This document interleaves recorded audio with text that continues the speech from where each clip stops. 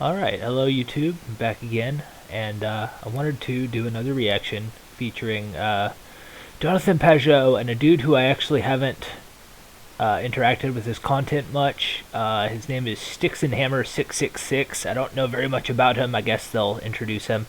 Johnathan Pageau is a sort of Christian mystic, Eastern Orthodox Christian icon carver, and from what I understand, Styxenhammer666 is a representative of paganism, which is a term I don't really like to use because it's very vague. And there are a lot of pitfalls, just as many pitfalls with paganism as there are pitfalls with a more monotheistic, straight Orthodox view. But I'm gonna let these guys do most of the talking. But I just wanted to give that brief introduction, and I'll be reacting as I see fit. And just for anybody who doesn't know, I am a polytheistic, sort of hermetic, pagan type of person, and I'll be reacting to this from my own perspective because I feel like that perspective is sorely lacking in our culture. So I don't know if I share the same viewpoint as Styxenhammer666. I'm going to assume I don't because there's a lot of different ways to be pagan. And I definitely don't share the same viewpoint as Johnathan Pageau, but I am sympathetic to some of his views and less sympathetic to others. So without further ado, let's get going. Grow, and we really appreciate everybody here. So today we're talking about paganism, Christianity, kind of harkening back to the old days of the Roman Empire, where there were various conversations of this sort. If we're talking about people like Saint Ambrose and Saint Augustine. So let's just get started.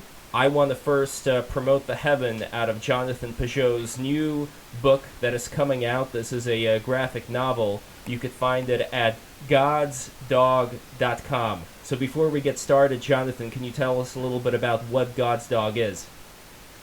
Yeah, well, God's Dog is basically using the Christian story as a mythological backdrop for telling a kind of epic Tolkien-like story. And so that's the idea. It's like I feel like, in a way, it's 50 years ago when Tolkien wrote his book, people would have found it weird to do this, but I think that by now there's enough people have understood that the Bible is really a mythological structure, and that's fine. It's not hostile to you if you think that. And so we take all the weird stuff from scripture, giants, dragons, and we basically put that as the backdrop for the story of the dog-headed Saint Christopher that people don't know about. They don't know that there's a dog-headed saint in Christianity. And so Saint Christopher is basically like this wild dog-headed man who encounters these pilgrims. So Saint George is in it, Saint Simeon the Stylite, this guy who stands on a pole his whole life. So it's just an epic story in that world. And people get a PDF for $10. They get for $15 something more over here, $30. They get the actual graphic novel. So guys, please invest in this. It's been hitting the mark incredibly as far as the amount of people that were going to get this early on. So this is definitely a treasure. Get this, and also invest in Johnathan Pageau's absolutely beautiful icons. You also made Saint Christopher as an icon as well, which is a very beautiful piece. So guys, get out there, and of course buy Charles Styx's Critical Race Theory book, selling like hotcakes from what I heard. So where can people get that, Styx? Yes, just look up Critical Race Theory on Amazon, and it's actually on the front page at this time. By the way, R.I.P. to Bill. Yeah, it's like 4,000 copies at this point almost. Amazing! Nice. As Jesse Lee Peterson would say. By the way, I want to get the Saint Christopher book that you wrote, Johnathan. Actually. Yeah, I think it's right up your That sounds alley. exactly. I was going to say that. So this is... I'm already starting to get a sense of these guys' characters. So we have a guy who is, in Johnathan, who is interested in portraying the sort of mythical landscape of Christianity in kind of the way that C.S. Lewis and Tolkien did. Not in the way of, like, there's only one God and there's... Or, because Tolkien and C.S. Lewis's universe are very polytheistic in their origins. They understand the sort of pagan roots of Christianity. And I think I've said before that C.S. Lewis's The Screwtape Letters is one of my favorite books, even though I'm not explicitly a Christian. I don't fully subscribe to that worldview. I can still understand the the motifs of, like, say, a show like Supernatural, which very much is in the same vein, a slightly more modernized version of Tolkien and C.S. Lewis and all these people. Now, critical race theory book, I am not so sure if he's for critical race theory or against critical race theory. I know there have been people making books for or against. Both of those would have implications as to my assessment of his character. Basically, I've made a video on this called "What Do AI, Racism, and Confession Have in Common?" And it's basically an understanding of the idea that paradox exists in vast social movements. So you have Christianity, where you're born sinner and your goal is to not be a sinner, and then you have rationalism, which culminates in AI, which is the idea that you're talking monkey, that you need to be rational, and then you have the final moral instantiation of that, like critical race theory, which is basically like you're a racist because you're like a talking monkey and you're very tribal, but you need to not be, etc., etc. So, I've made videos on this. I'm not sure what side of the divide he stands on, but he's clearly grappling with the issues no matter what side he's on. So we have sort of an old world meeting new world type situation here. Very cool. And who is the illustrator of the St. Christopher book, by the way? His name is Court Nielsen. He's someone who was a graphic designer, but I met him online and I saw how great his work was, and I thought, I think he can do this. And yeah, he did a great job. And the color is awesome too. Philip Cartin, where it's kind of like if you know Hellboy or Bone, that's the kind of style we're going to, like a simplified style and kind of very simple flat colors. Yeah, I'm really happy with what's happening with it.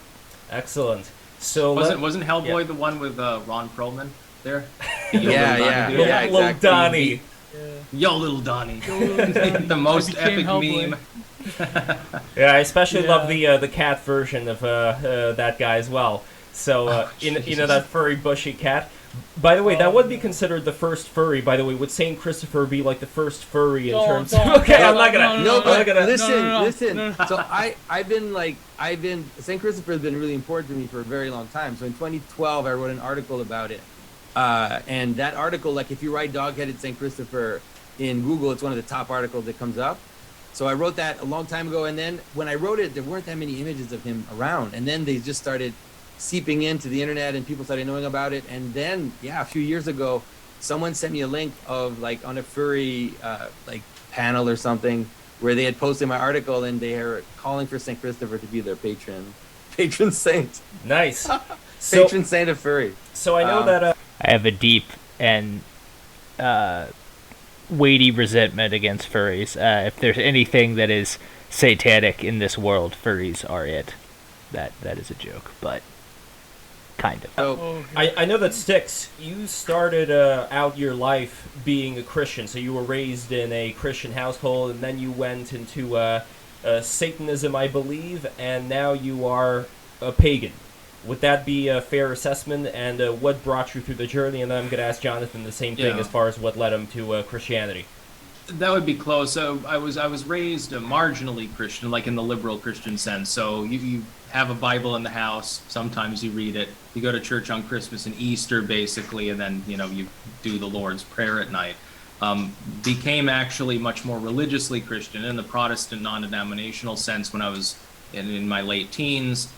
Had abandoned that contemporary to when I went to college. Some people think that's because I was indoctrinated, but it actually had more to do with witnessing fundamentalist Christians on the internet. Had nothing to do with my studies or anything. Became a Satanist, and technically a hardline, just atheist first. Then I discovered atheistic Satanism. I used that as a stepping stone, essentially, to purge myself of false guilt and fear. And then I realized, that's all that Satanism can ever offer anyone. What am I doing? And I decided to just study all spirituality. When I call myself a pagan, it's because I'm not part of the Abrahamic mainline religious tradition. It doesn't mean I have a specific denomination or church, and I'm an occultist. So I'm interested in studying every religion. I'm working on a book of mystic Christianity right now, another one on actually Jewish fables from the Talmud, the religious history works from paganism. I don't really care. I just want to study as much as possible. So his story is fairly similar to me. My I think we ended up in slightly different places, and I never went through a Satanistic phase, although I went through a demonological phase, which is a little different, but I've always regarded Crowley as a reactionary, and because one of the things I believe is that an action can never really rise above its source. So it's kind of like the law of thermodynamics, conservation of energy applied to sort of systems interaction. So if Satanism is a reaction to Christianity, then Satanism can never really... it's always going to be like a cheap copy or like just an inversion, and as a result, like it can't really ever carry the weight of the thing that came before it, because it's always going to be in something else's shadow. Literally, it's like the shadow of the cross is an upside down cross, so Satanists are always kind of living in the shadow of the cross. And as somebody who doesn't want to live in the shadow of the cross, I have decided to move away from that. Or I never really got into it because I acknowledged the problems with it. But it sounds like he acknowledged them too from the inside. He basically said he used it as a tool to, purge himself of original sin, the concept of false fear and guilt. And, I would say it's at least a consciousness-raising experience. I don't necessarily think that all of the guilt that people put on themselves is false, but I don't want to put words in his mouth. I don't assume that he believes that either. So we came to a similar position. I will say that he seems a little bit disoriented, but if there's different reasons to be disoriented. I mean, if you're not if you're not aspiring towards something because you genuinely haven't found anything compelling, then that's something. But if you're aspiring towards something because you are afraid of commitment, then that's less admirable. Yeah, it's kind of the religious equivalent of being kind of in your mom's basement. But I don't know exactly what his motivations are. I assume, like most people, it's a little bit of everything. So very interesting stuff so far. Excellent. And how about yourself, Johnathan? Well, I mean, it's interesting because in a way, I think I have a similar story as Taro. Like, I grew up in a more practicing family. Like my family, my father was a Baptist pastor.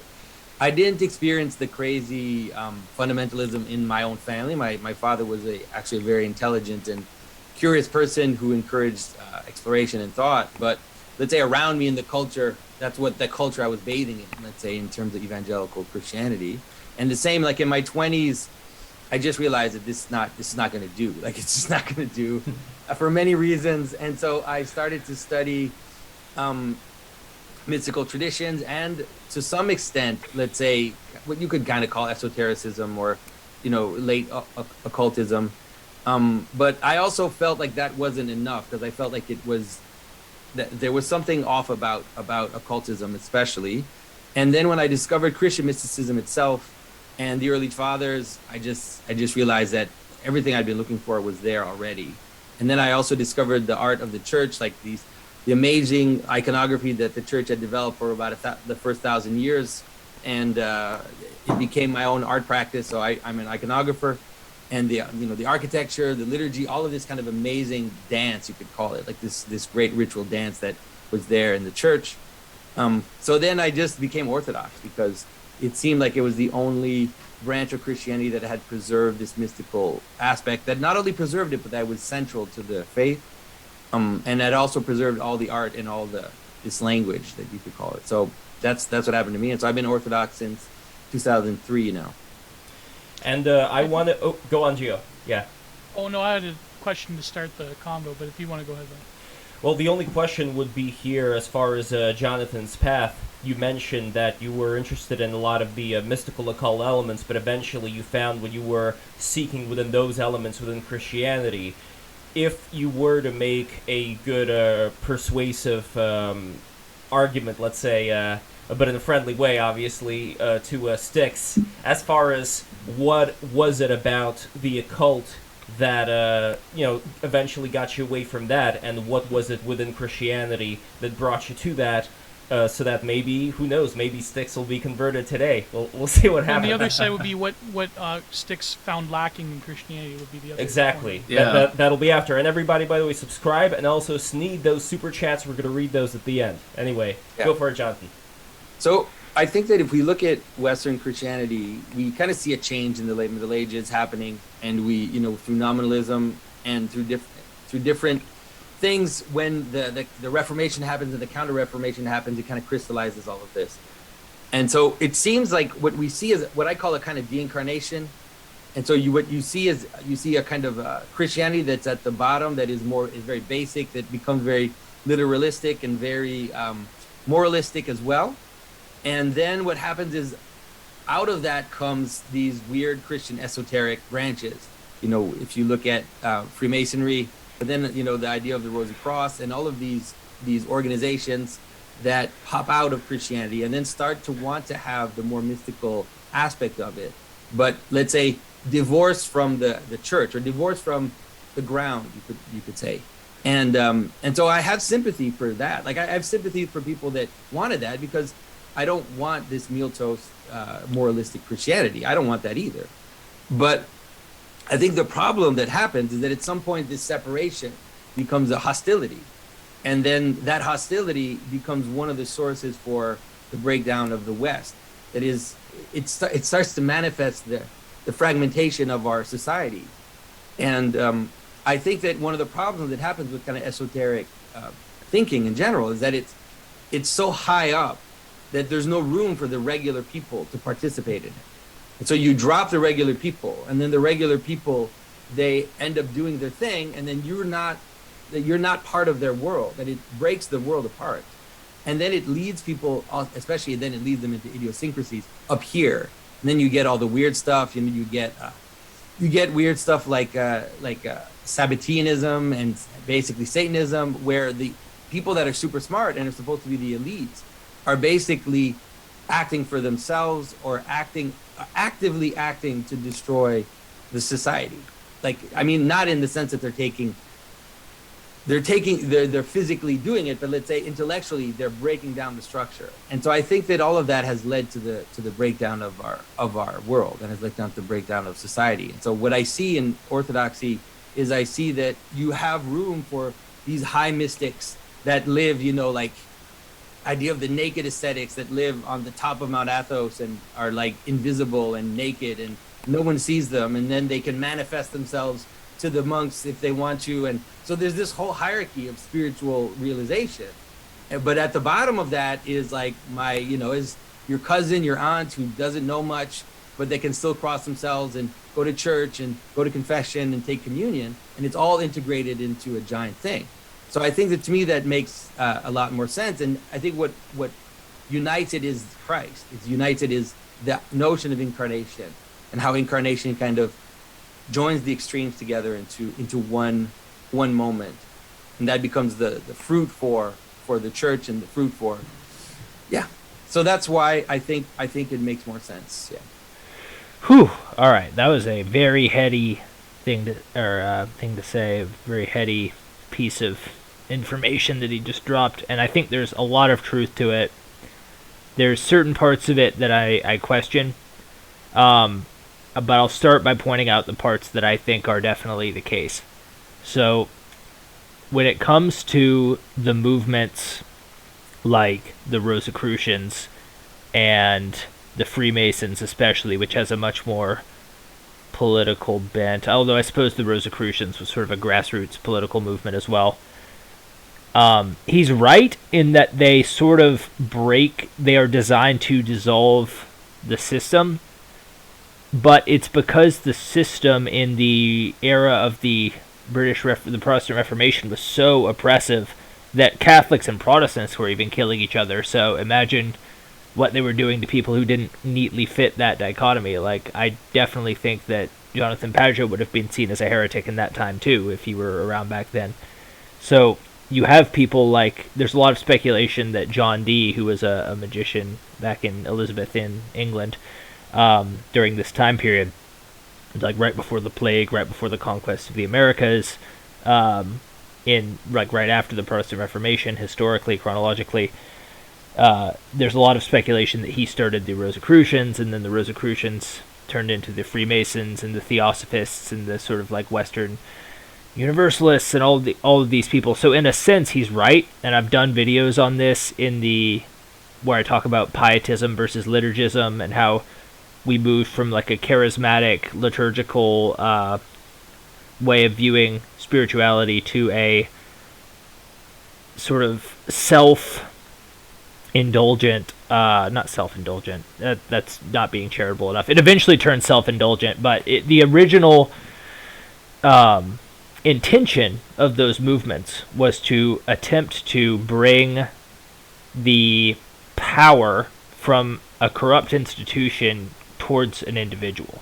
So you can say that the answer to that is not the individual, but when the institution is wholly corrupt and is excluding other institutions from happening, like he was talking about nominalism, which is a very, that's basically the institution gatekeeping other points of view, what do you have but a return to sort of an individual perception of the spiritual realm? And I think the reason that a lot of those people throw back to Rome and Egypt and Greece in their sort of mythology and also history, which are very often similar, is that was the first time that they saw that things were more open, that still had a rational and coherent structure. So it wasn't like people running around in the woods. It was like actual high society that existed in a polytheistic state.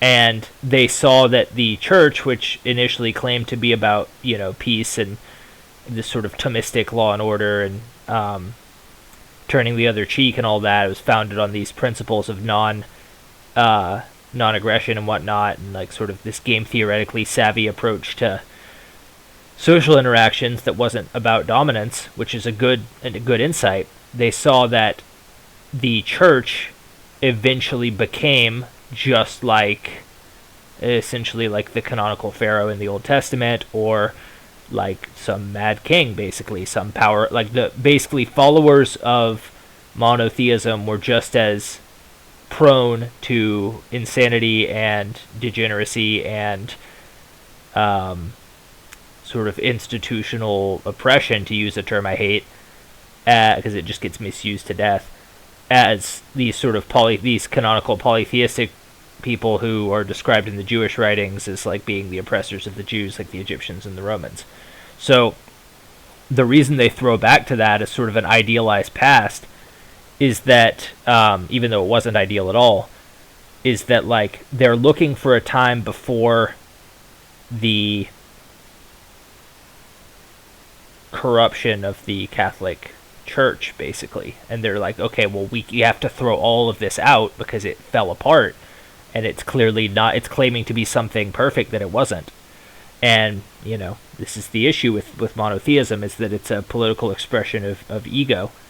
And this was, an ego has a structure. Ego has a structure and a hierarchy that can be helpful and effective.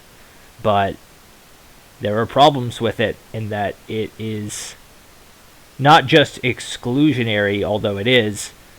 The method by which it's excluding can be somewhat arbitrary, if not operating within a frame of reference that is more legitimate.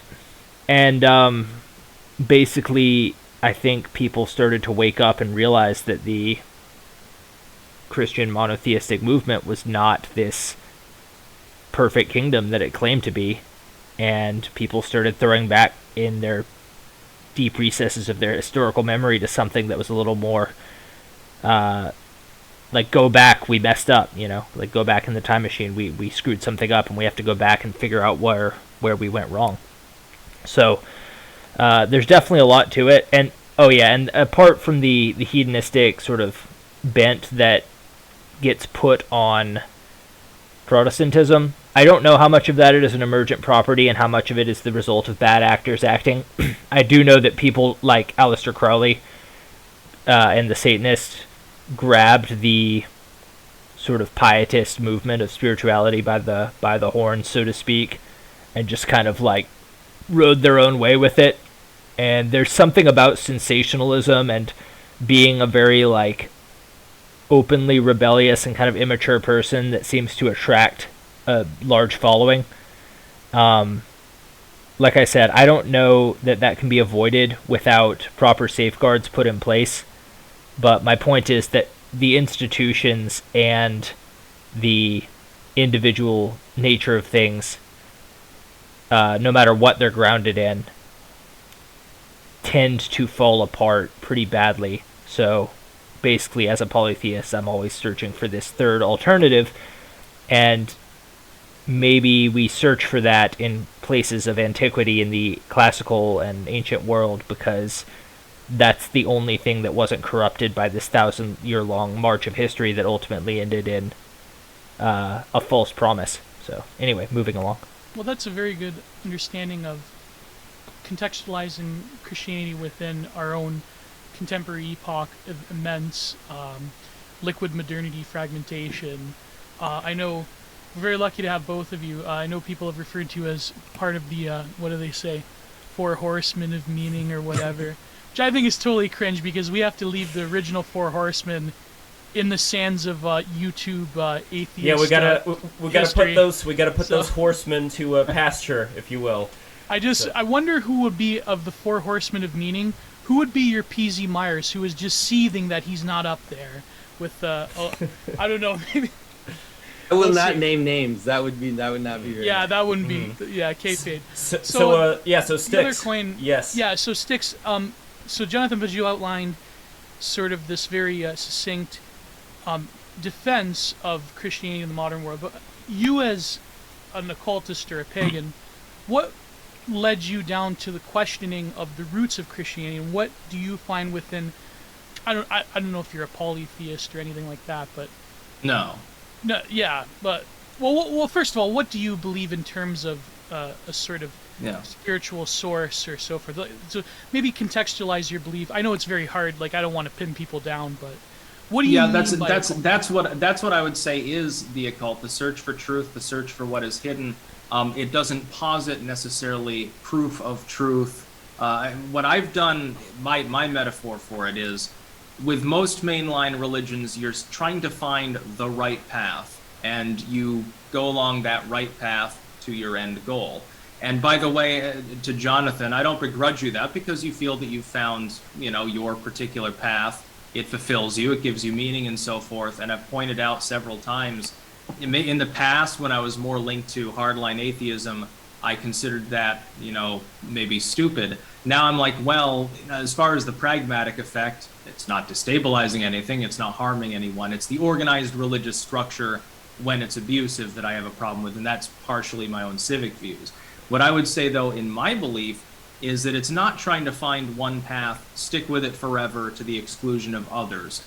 It's more looking at all of the paths, wander down one for a while, switch to another one if you feel inclined to do so, research and learn as much as possible, think as much as possible. And what I've said is that the occult doesn't really work for most people. The occult, as I envision it, being that kind of strenuous search for truth, is only going to work for a minority of human beings. And by the way, it has nothing to do with intelligence. It has more to do with interest and maybe stamina as far as that kind of subject material goes. So you have ignorant people following organized religion because they were born into it. They don't want to question it. You have intelligent people like Johnathan who have found a religion and they've decided to stick with it because they've got that sort of importance that they give to it. They've looked into it. They feel fulfilled. I would also say that, technically speaking, if you're following a more mystic version of Christianity, and this would be more definitely closer to the Orthodox tradition or some of the others than like Catholicism or mainline Protestantism, technically speaking, that is occultism, as far as I would personally describe it. If you are attaching mystic symbolic importance to the Christian tradition in your understanding, technically speaking, that doesn't make you separate from the occultists. Well, if you define it as like the secret society side of the occult, like the Freemasons and Rosicrucians, maybe it's different from that. But again, Those are organized groups, which is something that I myself have always shied away from. I'll study them, I'll certainly read their books, but I'm not going to become like a Freemason or something. I don't even think they'd welcome me because I'm Thank technically an God. apatheist. Well, Styx, in terms of your search for the truth, what would be the reasons why you wouldn't go completely on Jonathan's path as far as becoming, let's say, more of an esoteric Christian, or maybe going up to Mount Athos, joining a monastery, things of that nature? What would be the things that would make you hesitate about that if we're going more into the nitty-gritty in terms of what the truth is? Yeah, because I give the search and more importance than the end goal. It's like when you read a good book. The ending is sort of bittersweet. It's the adventure that leads up to the ending that really is where you're living. Life, ends. It terminates biologically at the end of that life. It's all the things you've done up until then, all the searches and adventures that you've had that are notable, that someone would write about. The death is a little postscript. That's how I choose to live my life, looking through all these things. But I would say I'd have no problem going up and talking to monks in a monastery. And if I looked into mystic Christianity after the Orthodox path, and I'm sure I'll encounter books on it at some point, considering my voracious reading, I'd be very interested in studying and learning more about it and the symbology associated with it. It's just, I'd go to a monastery, but I wouldn't consign myself to one and say, okay, for the indefinite future, when I might get bored, this might not be for me. I'm just going to sit here, I'm going to meditate upon God, etc. But Styx, don't you say that that's maybe a life that is ungrounded in, or uninstantiated within a particular tradition, and that's sort of like that wayfarer state, like as you've admitted, isn't for everyone. But also, oh, sorry, go ahead. Oh, no, I just said yeah. Oh, yeah. So, Johnathan, it's funny, recently my father was doing a driveway near this Orthodox church, and he was talking to the head priest and his son, and he handed me this pamphlet and everything, and I don't know if it's a sign, but I don't think I could really give up Catholicism. I mean, it's, as an Italian, it's genetic, but I do wish that we had that Pope, though, you'll see how long you'll last. Well, they say he's on his way out health-wise. I don't know, that's just a rumor. But yeah, I mean there is supposed to be an anti-pope at a certain point, according to Revelation, right? Malachi, Yeah, isn't there a prophecy of the popes? And Yeah, it's the prophecy Yeah, of that. It's no. allegedly you're on Malachi. the last one now? yeah. But as far as go on. But it's Yeah. no. I was gonna say that I wish that in Catholicism we had a word that the Orthodox have. Am I pronouncing right? Prelast. Prelist. Yeah, prelist. Yeah. Yeah, the Russian Because accent over here. It seems that it seems that the world has been caught up in various spiritual delusions within the past 100 years, but I would say the last 2 years especially. But so Styx claimed that that Orthodoxy is another form of occultism, which is very spicy. All right, so before they go on to the next topic, I actually agree with Styx. I would say that everything is on the spectrum of occultism, because occult literally just means hidden. I've said this before. You might make certain connotations associated with occultism, like satanic occultism, atheistic occultism, Christian occultism, but all it means is that you're looking past the surface, wherever the surface is relative to you, and you're digging deeper into it, as opposed to arbitrarily stopping at some point when you get to a place where you're comfortable. So it's this characterized by this drive and this longing for the search of new information. You're never satisfied. You're constantly, as Styx said, voraciously consuming information. And I identify with that a lot. I also recognize that there are some problems with it that you can fall into if you're predisposed in a particular way. There is the problem that I call the creative playpen problem, where you are basically like an adult playing with crayons or something like that, where you're never actually seeking any sort of, the best way I can put it is hierarchical understanding, where you're aspiring towards learning something. You're just learning everything. And another way of putting this is information can be seen as two ways. Information meaning just data, you're collecting data. There's an infinite amount of data in the world. The chair I'm sitting on is brown. The screen I'm looking at is like white and blue or whatever. Lights are bright. The sun orbits whatever 365 days, whatever. There's all this. There's all these pieces of data, and almost none of them are relevant. And the question is, are you seeking data to learn something? Are you being informed, meaning put into a formation, or are you being filled up with data? And one of the things that you could ask yourself is, if you're seeking data, is that data taking a shape? And if you're seeking that shape, what is the shape?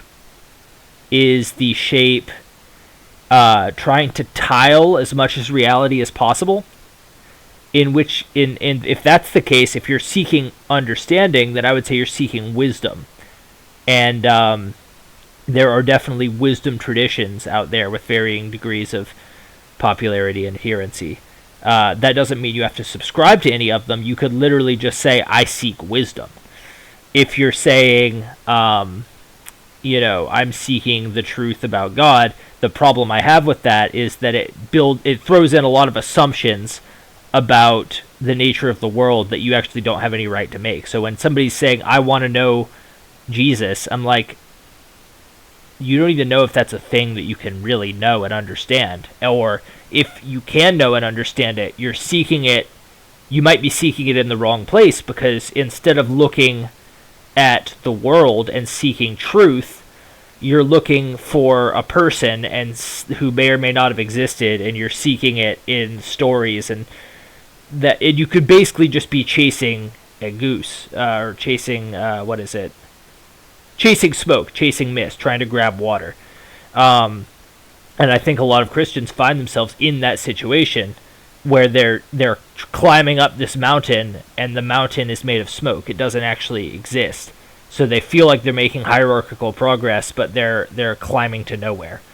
Now, maybe you could say that the purpose is the climb itself, and there's definitely some truth in that. There is knowledge in knowing how to climb, even if you're not climbing to somewhere that is the destination is not what you thought. The problem I have with setting the framework up around a specific point is that you're actually incapable of changing that point. So let's use the mountain metaphor, which I think they're going to come into later. I just call it a hunch.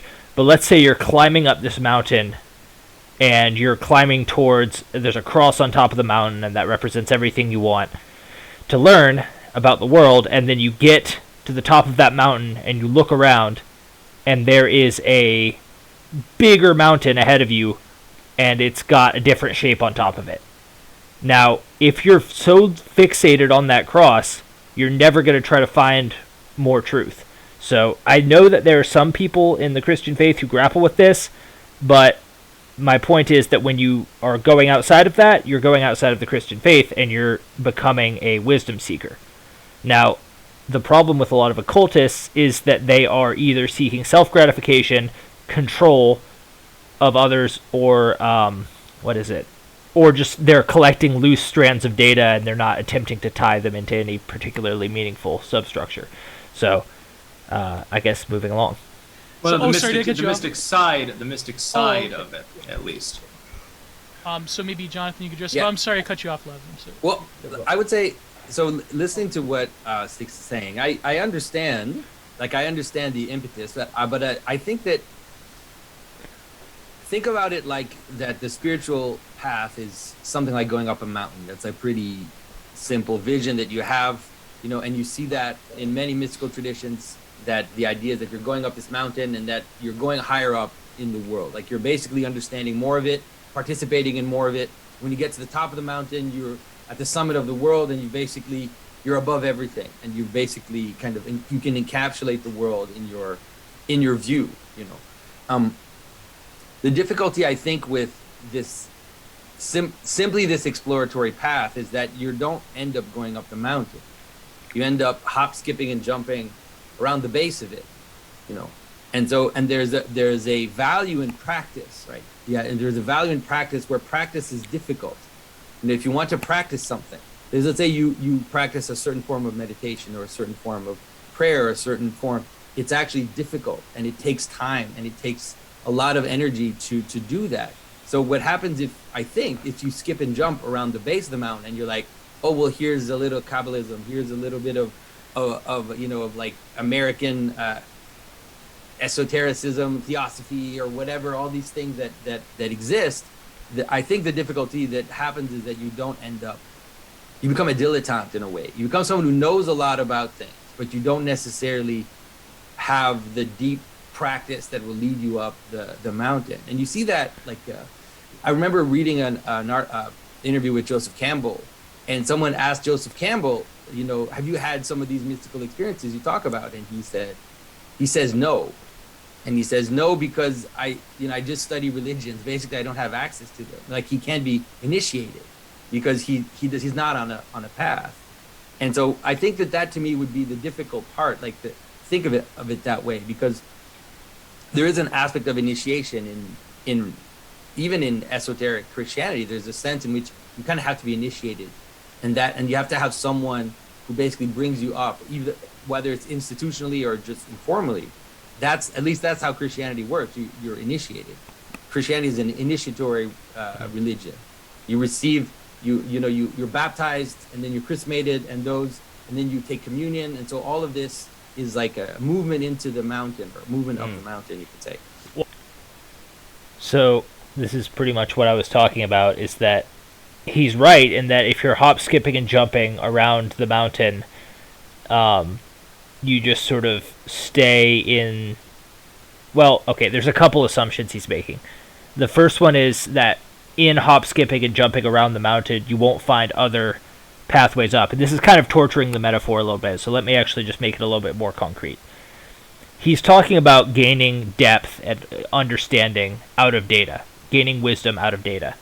Now, he's pointing to a path, and let's imagine a peak, or a peak, and it's surrounded by many other peaks, and there's a forest around all of these peaks. And this you could call it an adaptive landscape. And what you're trying to do is find, assuming you're seeking truth and wisdom, you're trying to find the highest peak. Now, if you're seeking tribalism and personal survival, you're seeking any peak that can keep you, out of a flood or something, out of the woods, whatever. And so there's a danger associated with staying in the shallow areas, because you essentially you gain a bunch of information that you can't apply. And this is actually kind of what I was talking about in my Soyjack video. My video on the meme of Soyjack is that you have a person who weaponizes data to appear more intelligent than he actually is, by basically copying other people's work. And the problem with that is, because he's functionally and handicapped and deficient, he actually can't utilize any of the data. He can't put it to work. So he just ends up, like Johnathan Pageau said, being a dilettante. Now, the counter argument to his, and he uses Joseph Campbell as kind of an example of that, which I kind of agree with. Joseph Campbell, he's a good initiatory, he initiates people into symbolism, but it's pretty clear that he has a shallow perception, which is fine. He made it more popular. He sort of made it positive. He made Carl Jung positive. He made symbolism positive and not scary. And the thing is, symbolism is scary, but it's also intensely rewarding. And if you remove the fear, you remove much of the reward. And what Carl Jung said, who is sort of the intellectual precursor to Joseph Campbell, and I would see him as a sort of descendant of the schools of thought of Theosophy and John Dee and all of these people, very intellectual character, is that one of the main functions of organized religion is actually to prevent people from having a direct experience of God, or a direct experience of truth, let's say. And Jung used the word God because I think he was very deeply steeped in Christian thinking, he hadn't fully broken off the chains of that worldview. But that's understandable considering he was fairly old when he came to this information. But regardless, I think one of the main problems with this initiation, initiation is a double-edged sword. on one end, initiation might be the only thing that gets you above the data and into actual information and depth. On the other hand, initiation can become a curse, can become a jinx that keeps you stuck at a certain level because you're filling up this container called Christianity or Judaism or Islam or whatever you're filling up, this initiatory monotheistic practice, and it can only take you so far in your pursuit of truth.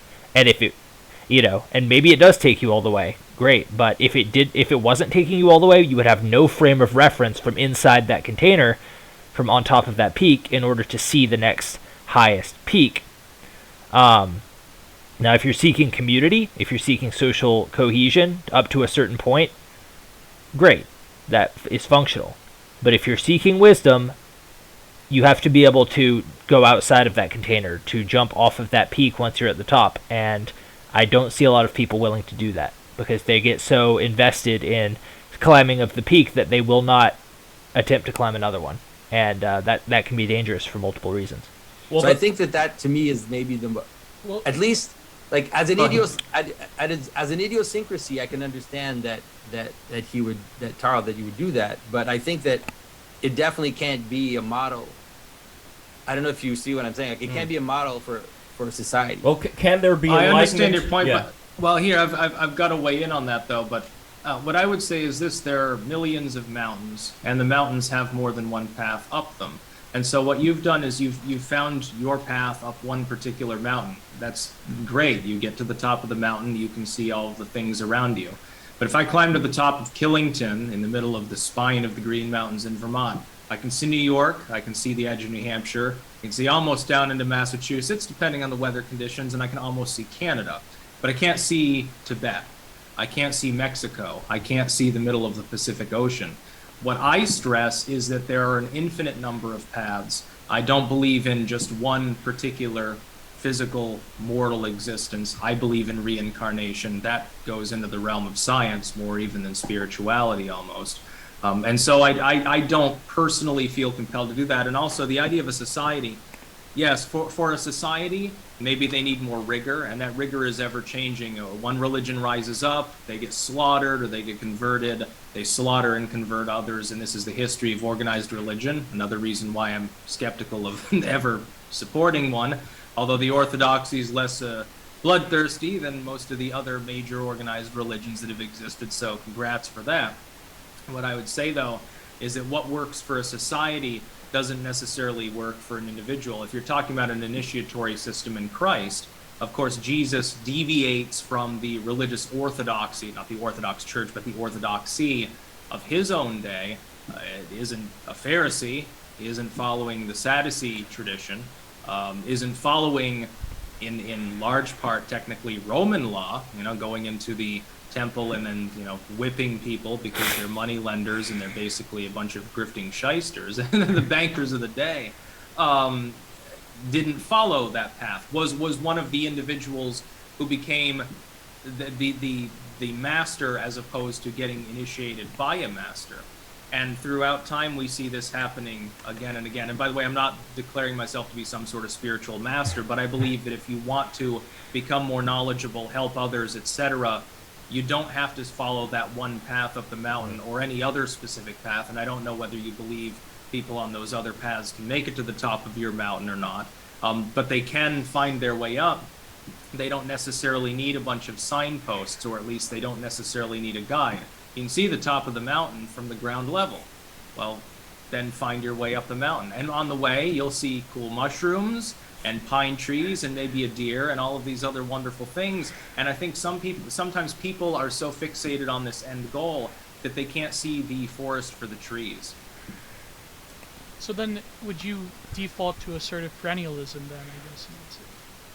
Maybe not a Gunanian perennialism, but maybe the sentiment maybe is there. Are you asking me?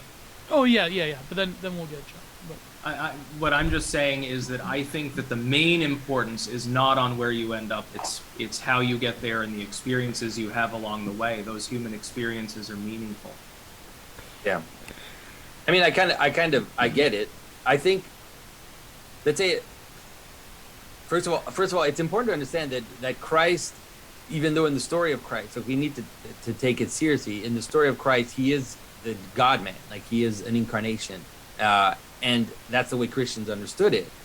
But he still is initiated, because when he goes to see Saint John the Baptist, Saint John doesn't want to initiate it, but Christ says this has to happen. Like I have to actually participate in this pattern. You have to initiate me, so that for the sake of others, you could say. And so I don't think there's the idea that Christ is like just a rebel, I think doesn't hold up in his story. There are some aspects of him where he's bucking corruption and bucking things that don't work, but he also says that, he tells the people that they have to, that the Pharisees are sitting in the seat of Moses, and that they should follow the Pharisees because they basically are the ones that have received the tradition from Moses, but they just shouldn't do what they're doing, because what they're doing is corrupt and evil. And so I think Christ actually does participate in this system, but he understands also that there's an issue happening, that something is happening. I mean, he knows that Jerusalem is going to be destroyed, and so he talks about that in the text. And so he knows that this system is going away. Like this system of sacrifice that's there in Judaism is going away. Like it's going to happen, and he's like, get ready for it. It's going to happen, and then what? And so he also does modify the tradition in a way that makes it more universal. It kind of opens up the Hebraic tradition in a universal way, and then modifies some of the rituals in order to kind of encompass everybody.